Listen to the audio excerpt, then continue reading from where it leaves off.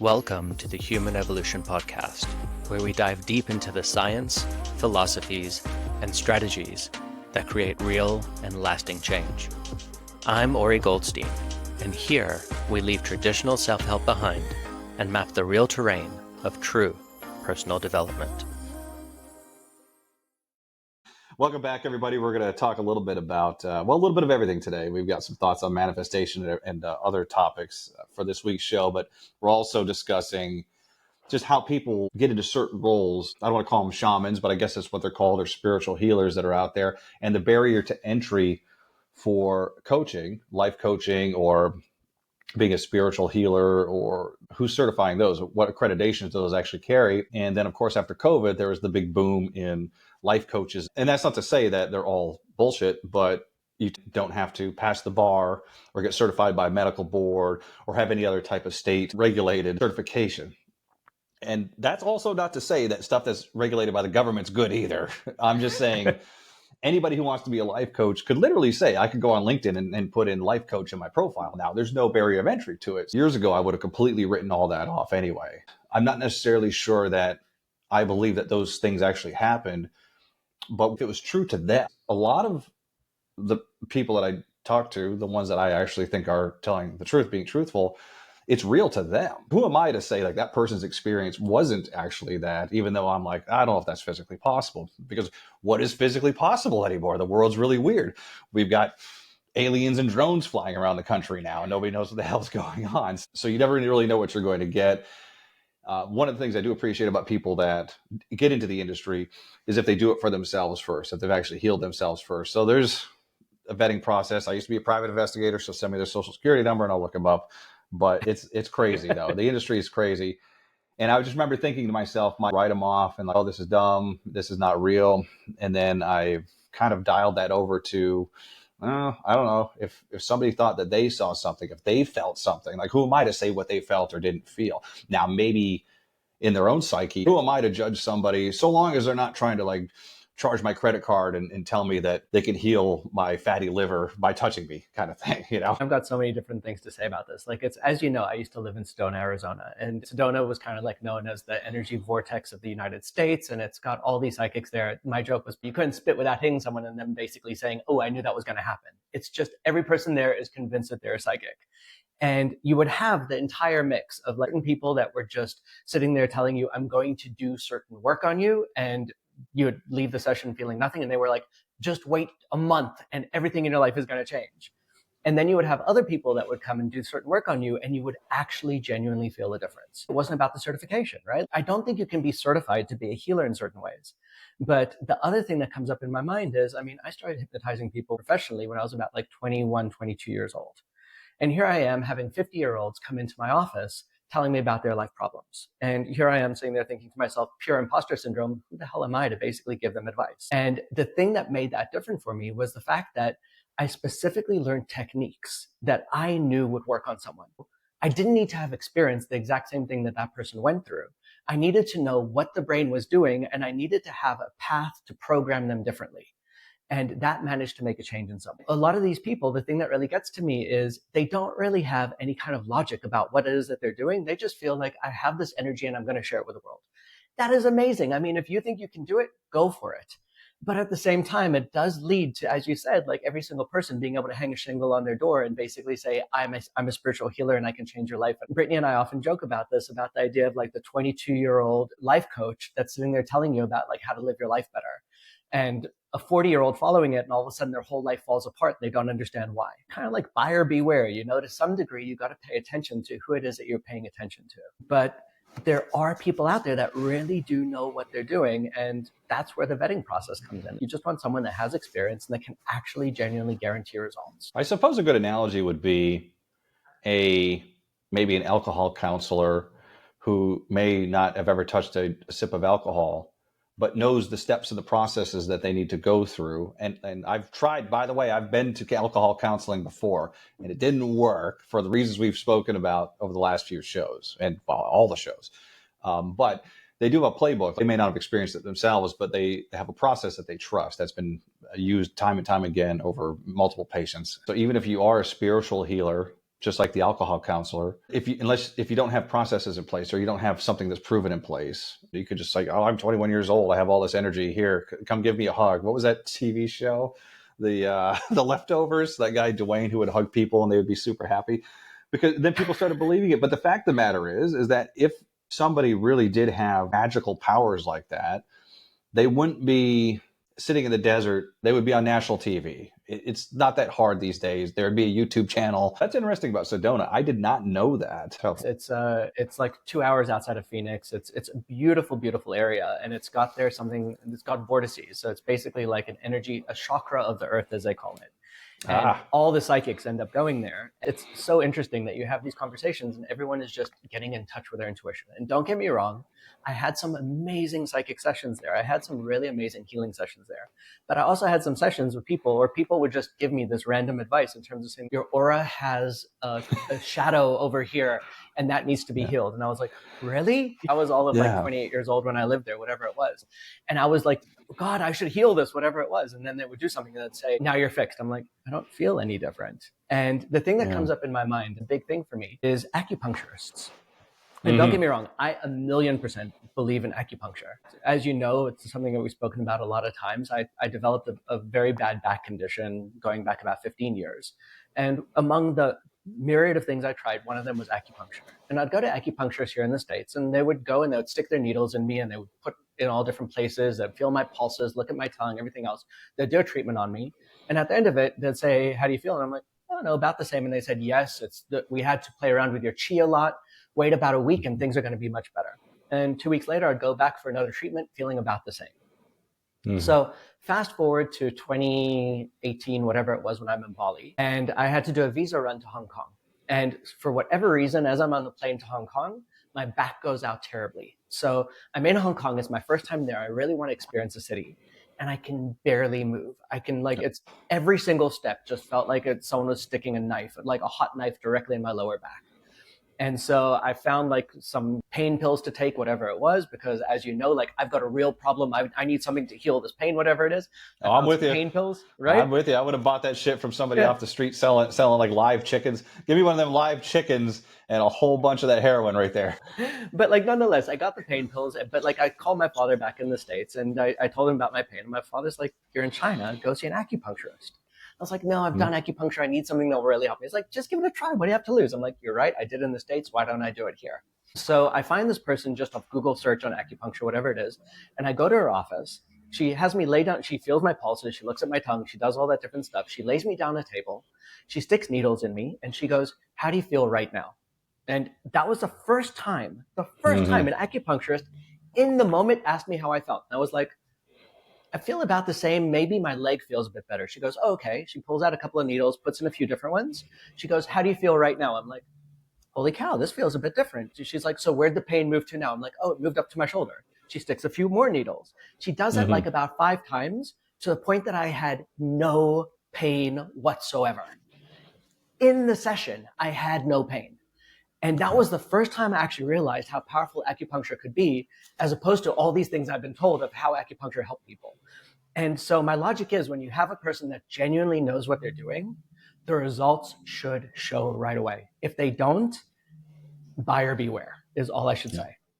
Western medicine is so scrutinized, even though it's very faulty, it has its problems, that Eastern medicine doesn't get taken seriously. There's really no guidelines. I'm talking out of turn here. I'll have to look this up. But, like everything we do in our Western medicine culture is medical school, peer reviewed. Anytime somebody suggests something of Eastern medicine, acupuncture, you name it, it's not studied and it's not documented. Or maybe it is over there, but it's not here. It's the same thing with anything that's unregulated. Now, the thing about acupuncture is it's very, very regulated. It is taught here. You need to get a DOM, Doctor of Oriental Medicine, in order to practice acupuncture here.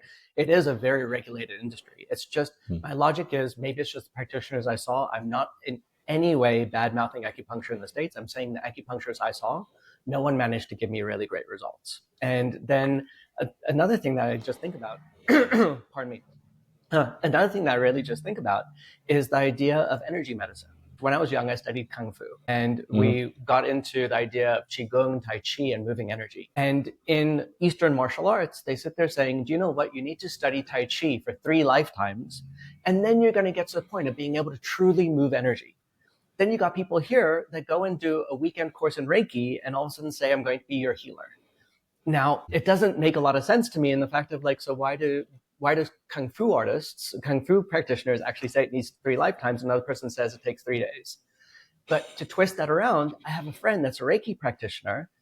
Every single time she works on me, I feel something. I genuinely know that she did something. I know where her hands are, even though she's not touching my body. I feel something move in my body.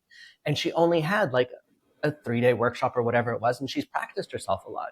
Or you and I, we speak about Joe Dispenza, and at the Joe Dispenza retreats, you do the meditation, and the last 3 days of the Joe Dispenza retreat, you do coherence healing, where you just go into meditative state and you don't touch a person, you just put your hands above their body, and you just focus, and you go into your meditative state and you focus in on healing them without touching them whatsoever.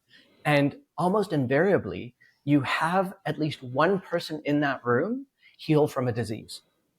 And so to me, it boils down to the fact of, I think intention has a lot to do with things in a big way. That like sometimes if a person is truly pure of heart and truly connected to what it is that they're trying to convey to you, that energy will flow through them. And now we're getting a bit into the woo-woo, airy-fairy stuff. I get it.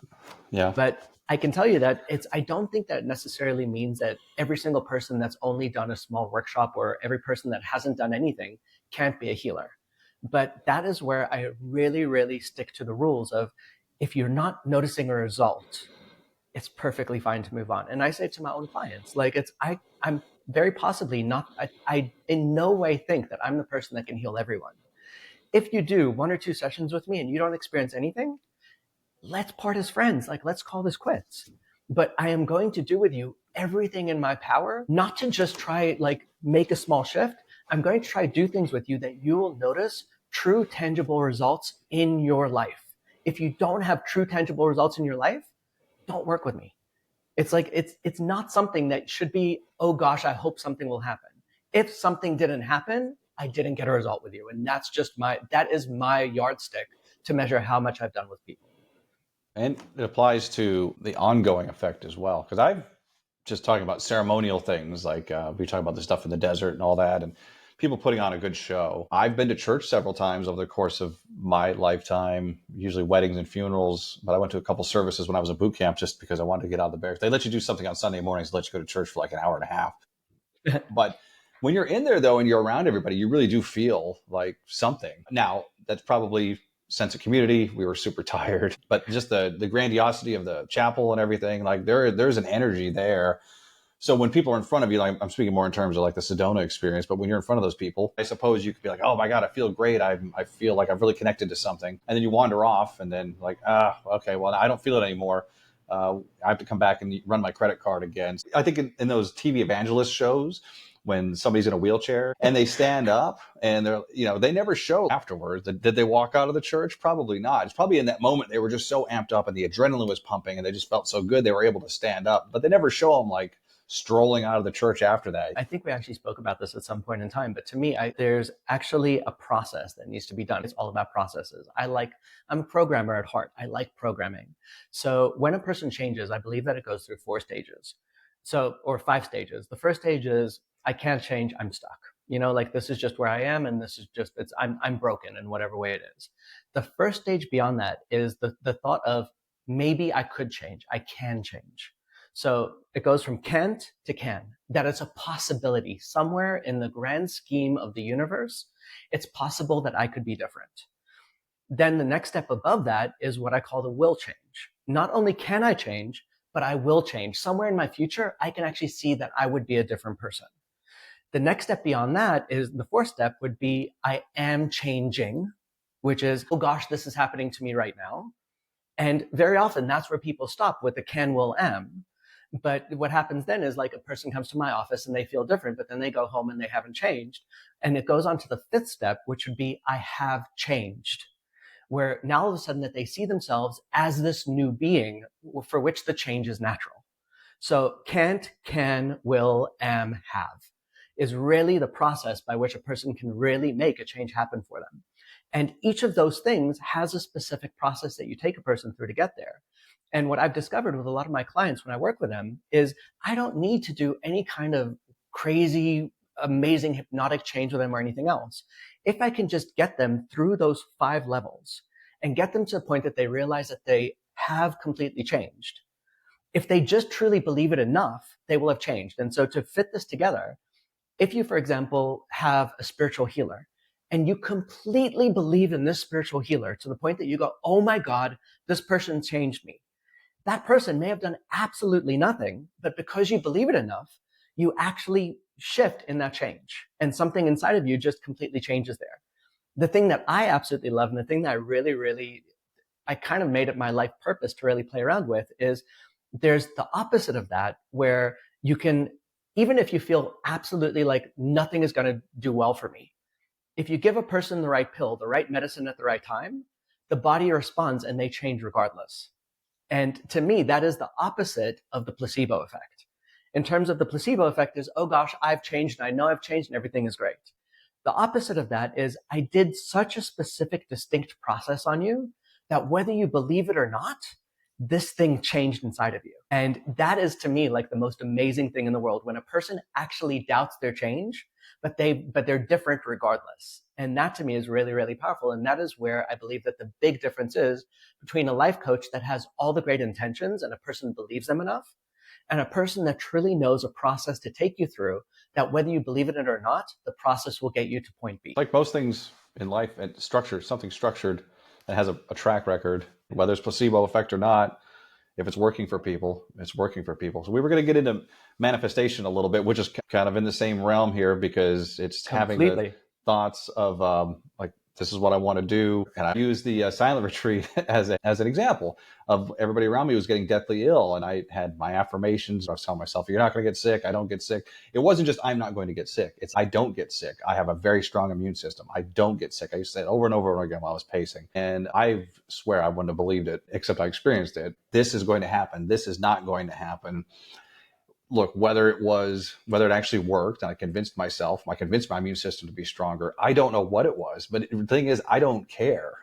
And they're just words that I said to myself in my head. Everybody has time to do that. Our brains are runaway trains all day long. It's like a maniac entered your house and follows you around yelling at you all day, to saying incoherent, stupid shit. So if we can learn to channel that and use mantras and affirmations, I think that it will go a long way. But when you really listen to the concept of manifestation, the way I look at it is manifestation, sure, it can be that whole idea of like, I visualized a gold bar and oh my God, there was a gold bar in the corner of my room and that was amazing and I manifested it. Like that never happens. But like, let's just say that was a possibility, you know?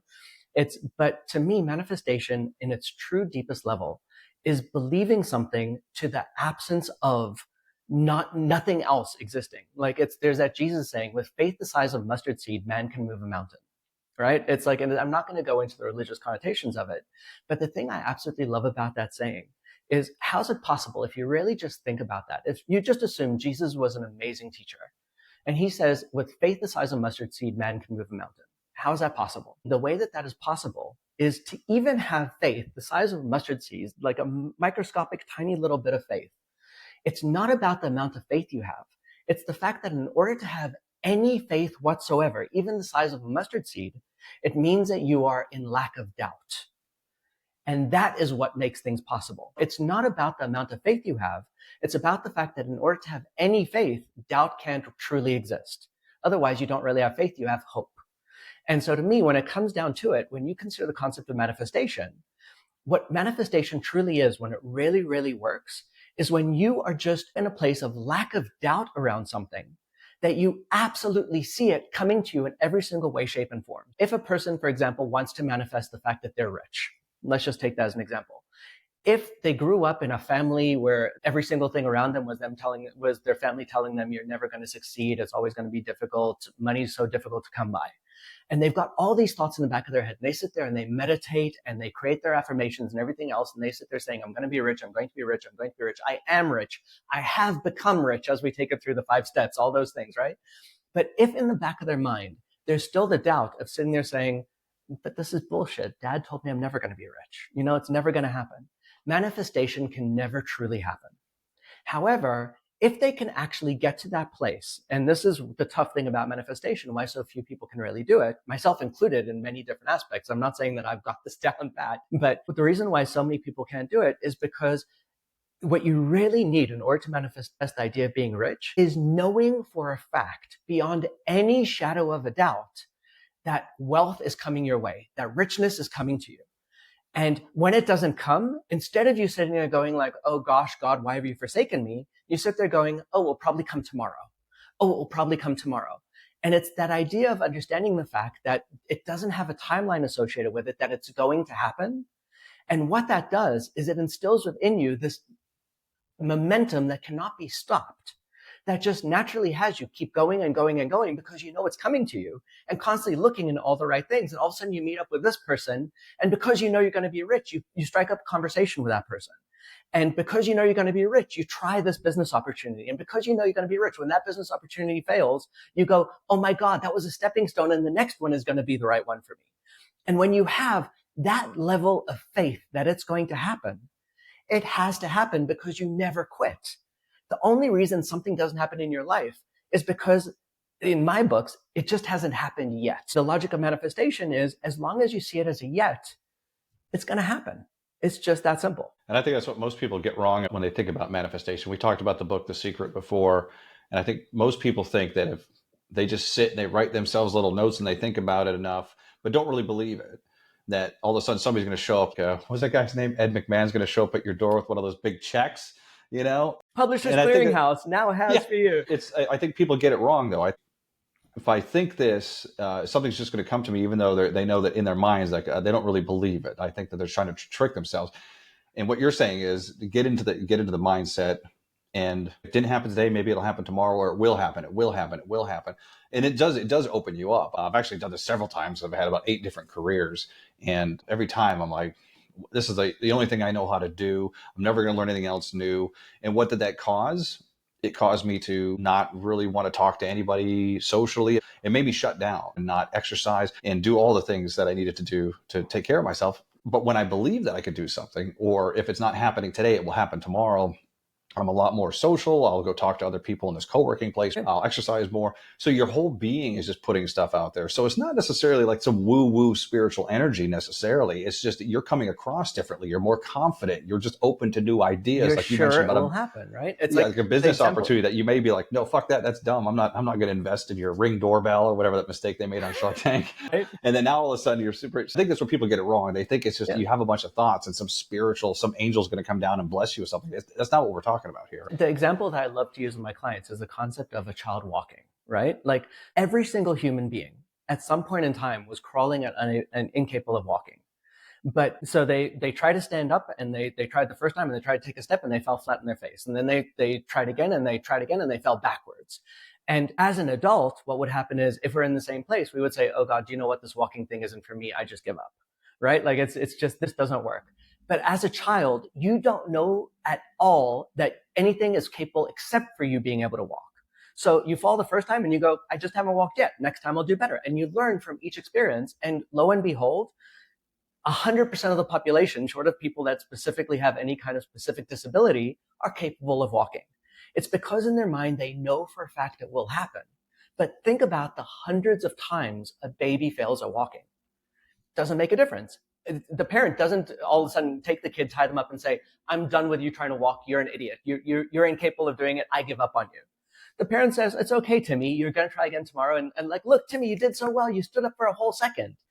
That's the way that you manifest. To put it in a very weird way, every single human being manifested the ability to walk in the exact same way that you can manifest anything else, by very simply holding a picture in your mind and not giving up until that picture becomes a reality. 100% of the population has managed to do it. Yet when it comes down to something else, we try some things and we go, it's impossible. Or we try some things and the thought in the back of our head holds it back from us. And it's, to me, I got this book from the book Conversations with God. I just love the concept. I call it sponsoring thought.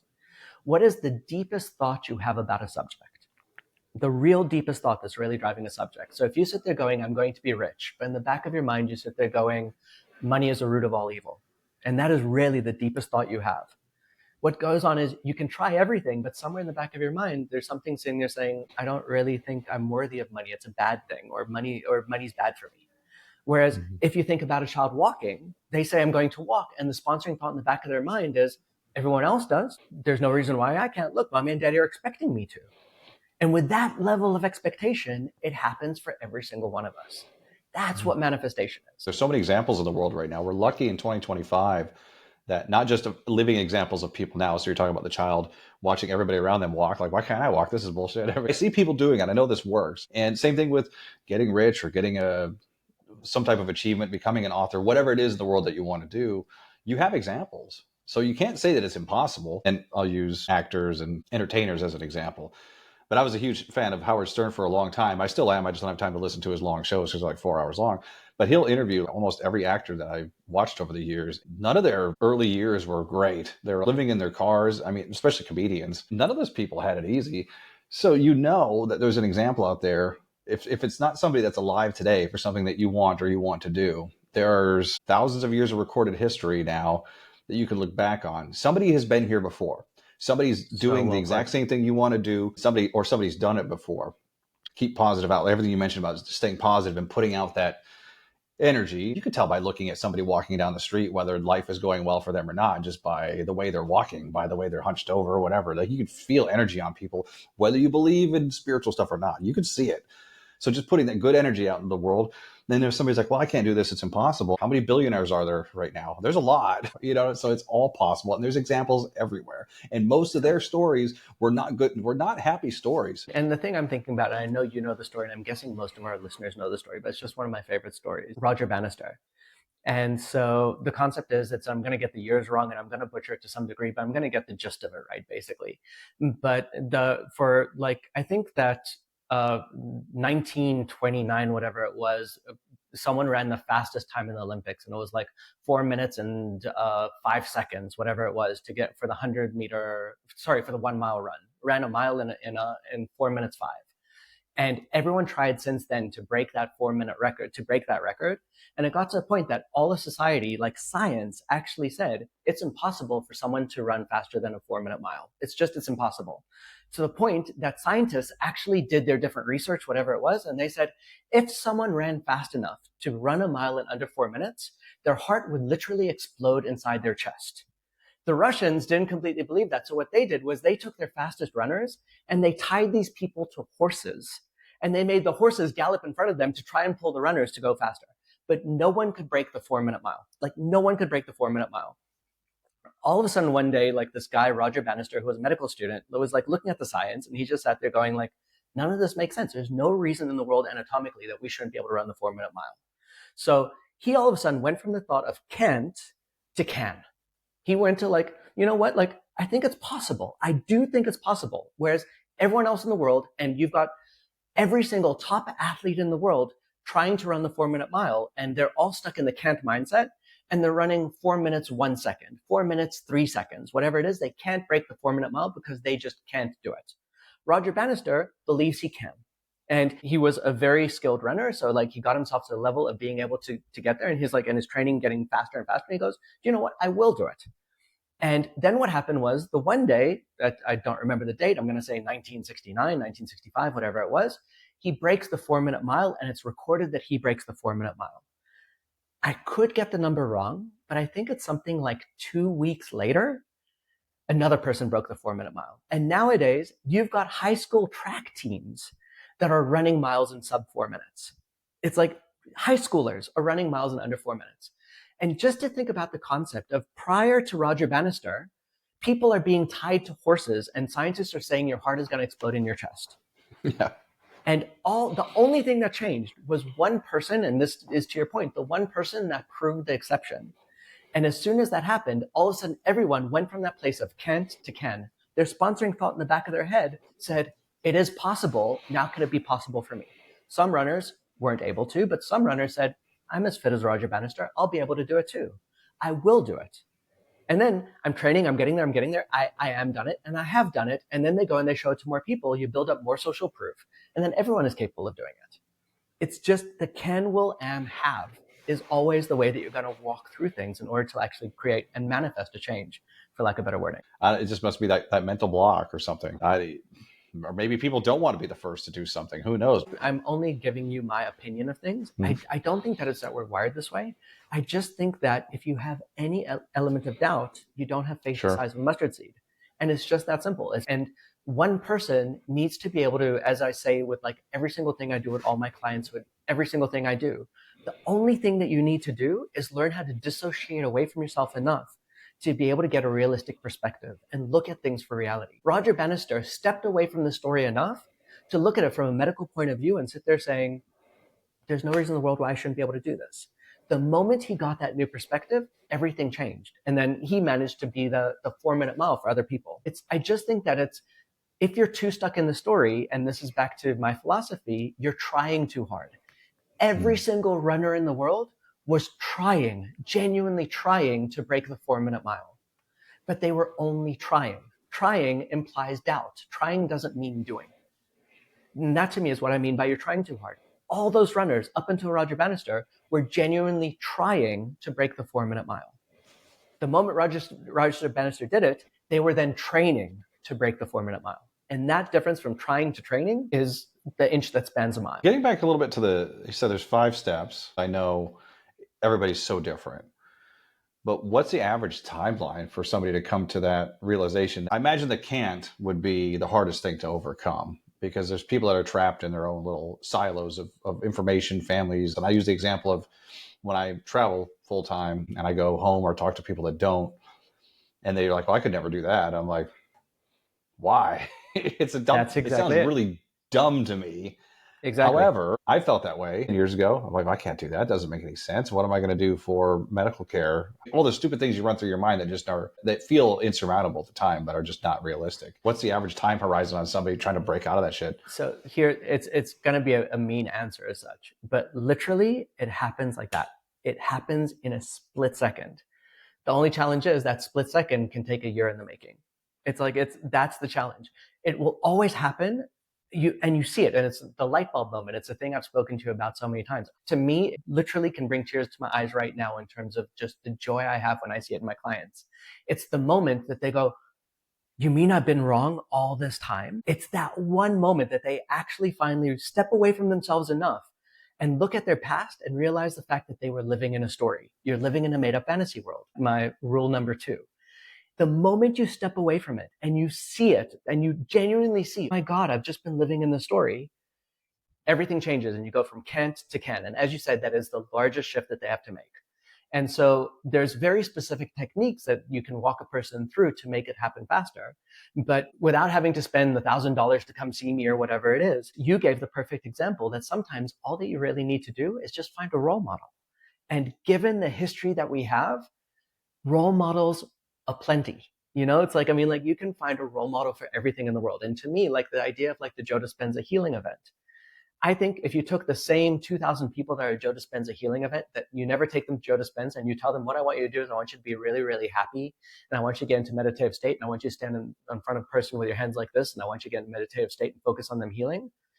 0 people would get healed. Put them in a Joe Dispenza event where Joe Dispenza shows them story after story after story after story of people being healed and tells them why and explains to them the how of what happens inside the body and just gets rid of all the doubts in their head, literally systematically getting rid of this step and then that step and then that step. So they can't get stuck in the how anymore. And they actually move from can't to can. All of a sudden you have literally, I believe every single event, at least one person has a miraculous healing. And the only difference that makes that happen is the fact that they see enough stories, they get proven it enough times. The thing that I studied very much so for the last 2 decades is how do you move a person out of that doubt in the easiest way for them? And there's so many different ways to do it, but role models is by far the easiest one that you don't need me for. And the problem that we have with the way we idolize people these days for certain accomplishments, you see somebody who's super rich or super famous, or I'll use comedians as an example because they're great. Like the wealthy ones that have put a lot of work in, like Jerry Seinfeld would lock himself in a room and just he times everything perfectly. He's literally a master at it. That's all he does. That's all he's been doing for, I don't know, 40 years now. He's 60 something now, but people just see the end result. They're like, oh, I really want to be able to, I just don't know. Like I see all the stuff he's got and it seems to come so easy to him.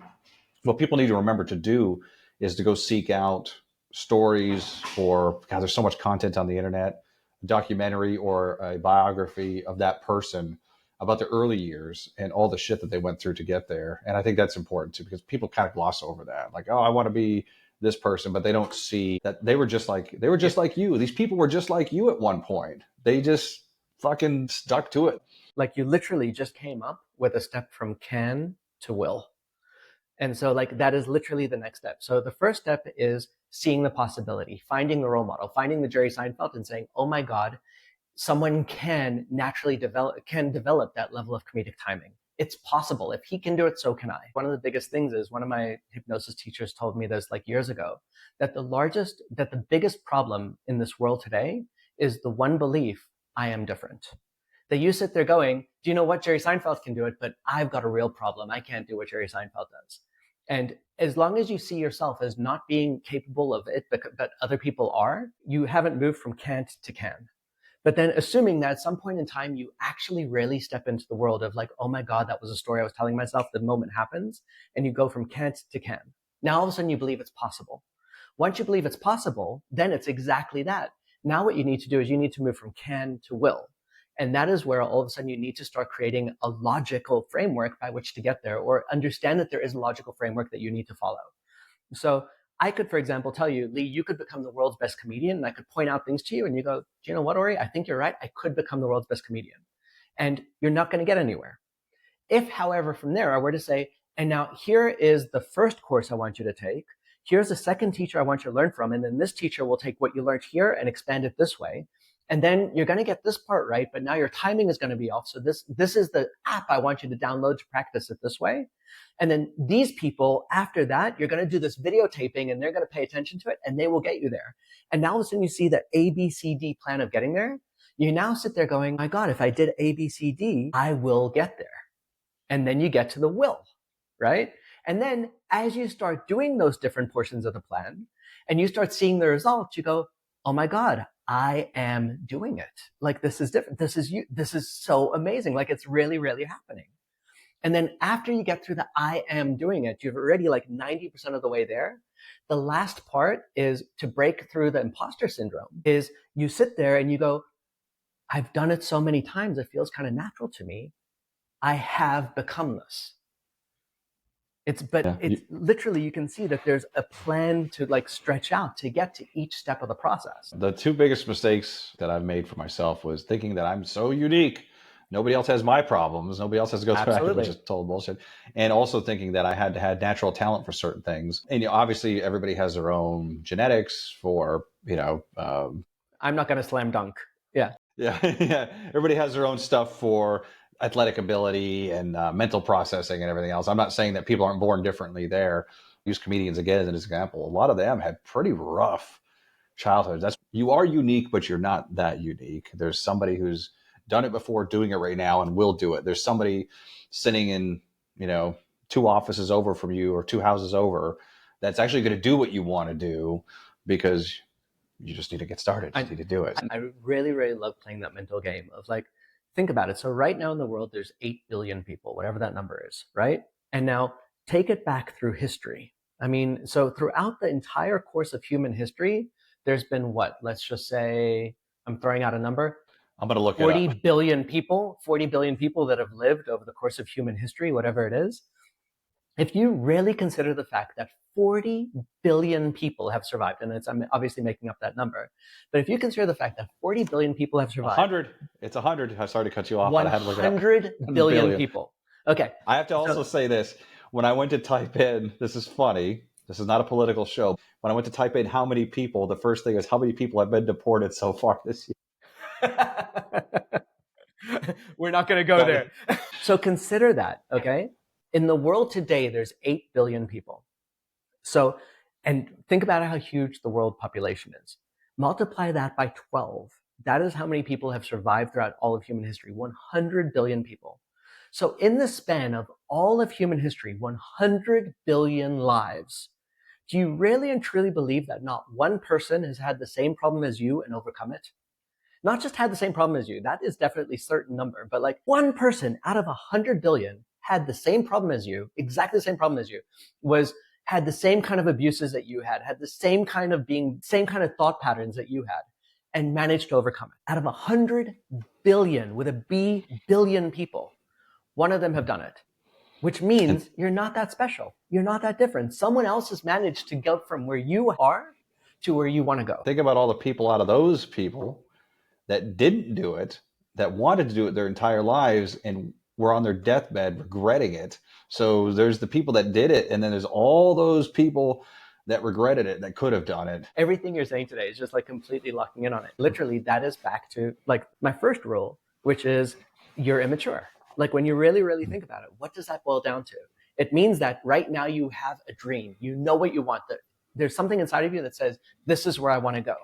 But that little kid inside of you that's driving your bus is sitting there going, that is such a wonderful dream that's never going to happen for me. And if that kid keeps driving your bus, it's never going to happen. And you are going to end up on your deathbed just sitting there going like, it was a great dream, but it was nothing more. So literally, you're living in a made-up fantasy world. You're living in this world where it's impossible for you. You'll never be able to run a 4-minute mile. The only way you could do it is if your heart explodes or if I tie you to a horse that can pull you in that direction that quickly, until you get proven that it's a fact. And then you go, well, do you know what? It could happen for Roger Bannister, but I'm not that good. Well, if you trained as hard as Roger Bannister did, you could get there. And then your child says, I don't want to train that hard. That's a lot of work. And then all of a sudden you die on your deathbed saying, I never ran the 4-minute mile. And maybe that wasn't your thing. I get it. But my point is, if you want to do something, you have to tell that kid in your head to shut the hell up. At some point in time, that kid in your head needs to learn that what he learned or she learned as a child, when you were 5 years old, 6 years old, 20 years old, doesn't need to prove to you what you're going to be tomorrow and the next day and the day after that. The inner child thing's been very prescient for me over the last year, and just keeping myself in check. And that way, when I have weird thoughts or negative thoughts or just thoughts that don't serve me well, that don't serve me or the people around me, and that don't make any sense, because I'm able to separate the adult from the child, it's just easier to navigate. Instead of getting angry, why did I have that thought? Why can't I get control of myself? Because I can separate those two things in my mind.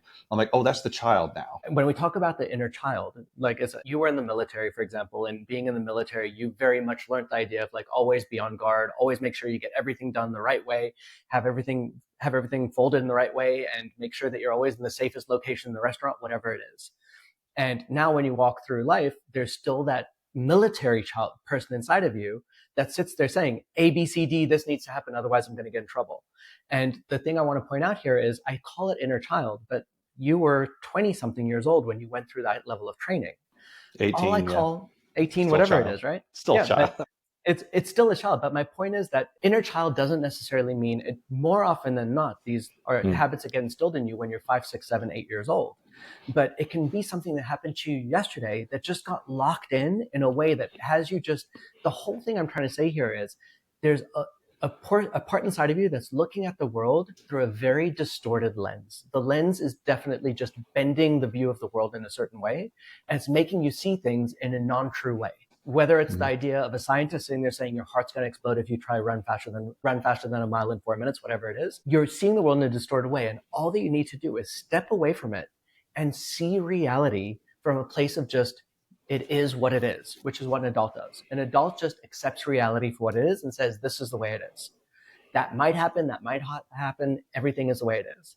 And that is stepping away from the inner child. I go through my days, or even my day, I could do this hour by hour. The me at whatever time it is, it's 3:45 Central Time, is not the me from noon today. So if something comes up from earlier, the inner child doesn't have to be a child. It could just be me from yesterday. That guy was an idiot, So that's very well said. Man, and again, we had a previous episode talking specifically about the inner child. I believe it's episode 2 or 3. We appreciate everybody who likes and subscribes, comments. If you want to hear about anything new in the show, please leave a comment. We'll check those. If you want us to expand on anything we've discussed previously, we'll also expand on that. There's no harm in resurfacing some older content because, the world's changed a little bit, and we've always got new things to say about older topics. We also have some exciting stuff coming up.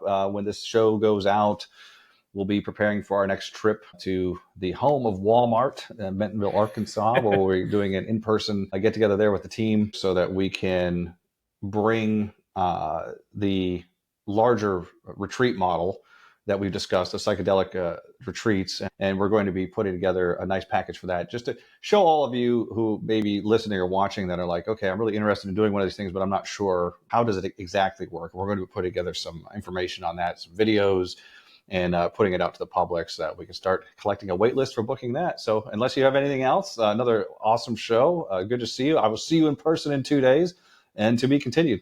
Absolutely. Thank you so much, Lee. Hey everyone, it's Lee. Just one more thing before you go. Ever wondered how journaling could help change your life? You can find out by downloading the Emotional Alchemy Journal from the link in the description. It's a powerful tool for deep self-reflection, and it's completely free. And if you're looking to connect with Ori and learn more about how he can help you, visit his website at OriGoldstein.com. A link will also be in the description. Until next time, keep challenging the chaos within, be a little kinder to yourself, and let's continue to evolve together.